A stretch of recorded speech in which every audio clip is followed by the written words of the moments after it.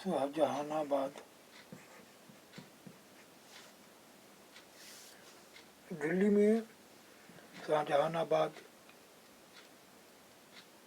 में शाहजहां ने जो नया शहर निर्मित करवाया उसमें शाही महल नदी तट पर था। केवल विशिष्ट कृपा प्राप्त अभिजातों जैसे बड़े उसके बड़े बेटे दारा सिको को ही नदी तक पहुंची मिली थी। अन्य सभी को अपने घरों का निर्माण यमुना नदी से दूर शहर में करवाना पड़ा था। 8वीं और 18वीं शताब्दियों के बीच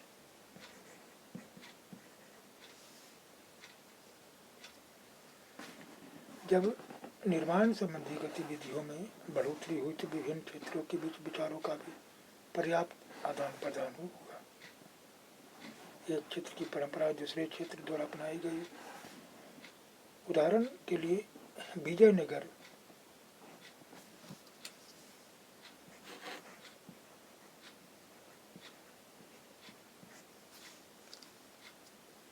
में राजाओं की गतशालाओं पर बीजापुर और गोलकुंडा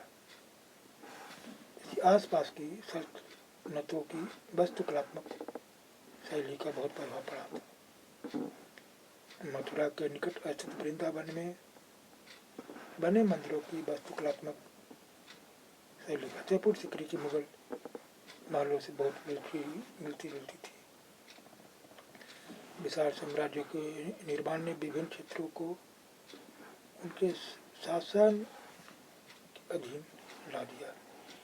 इससे कलात्मक रूपों और वास्तुकलात्मक शैलियों के पर संसेचन में मदद मिली। मुगल शासक अपने भवनों के निर्माण में क्षेत्रीय वास्तुकलात्मक शैली अपनाने में विशेष रूप से दक्ष थे।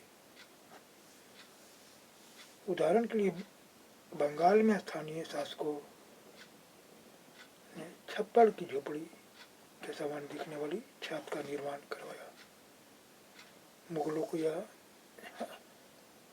बांग्ला गुंबद इतना पसंद आया था कि उन्होंने अपनी वास्तुकला में इसका प्रयोग किया।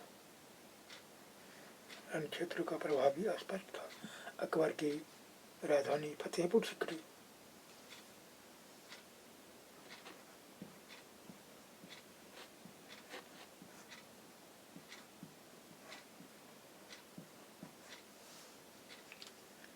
कई इमारतों पर गुजरात और मालवा की वास्तुकलात्मक शैलियों का प्रभाव दिखता है। 18वीं शताब्दी से मुगल शासकों की सत्ता के धूमिल हो जाने के बाद भी उनके आश्रय में विकसित वास्तुकलात्मक शैली निरंतर प्रयोग में रही। अन्य शासकों ने जब भी स्वयं के राज स्थापित करने के प्रयास किए यह शैली अपनाई। 12वीं शताब्दी से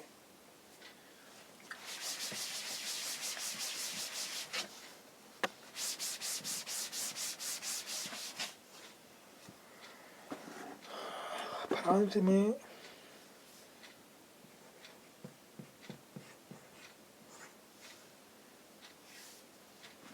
आरंभिक भवनों की तुलना में अधिक ऊंचे और हल्के चर्चों के निर्माण शुरू हुए।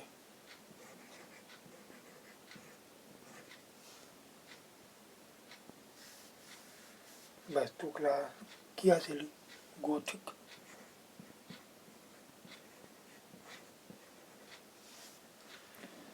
नाम से जानी जाती है। इस शैली की विशिष्टताएं नुकीले ऊंचे मेहराब, रंगीन कांच का प्रयोग, जिसमें प्राय बाइबिल से लिए गए दृश्यों का चित्रण है, तो उड़ते हुए पुष्टे, दूर से ही दिखने वाली ऊंची मीनारें और घंटी वाले बुर्ज बाद में चर्च से जुड़े। इस वास्तुकलात्मक शैली के सर्वोत्कृष्ट उदाहरण में से एक है पेरिस का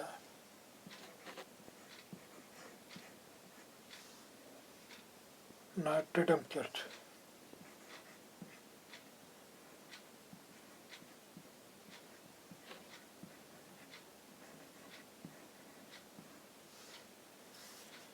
बारहवीं और 13वीं शताब्दियों कई दशकों में इसका निर्माण हुआ।